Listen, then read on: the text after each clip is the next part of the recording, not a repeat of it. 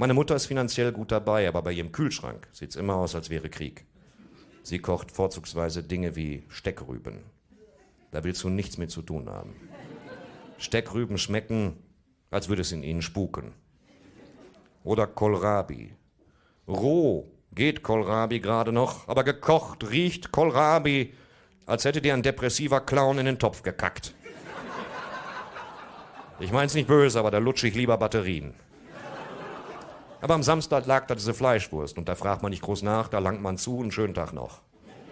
Also sage ich, bestätige. Ja, dann ersetzt sie. Heute Abend liegt die Fleischwurst wieder bei mir im Kühlschrank. Ja, Sir. Klick. War das Oma? Fragt mein Sohn. Ja, in der Tat, wir müssen eine Fleischwurst kaufen.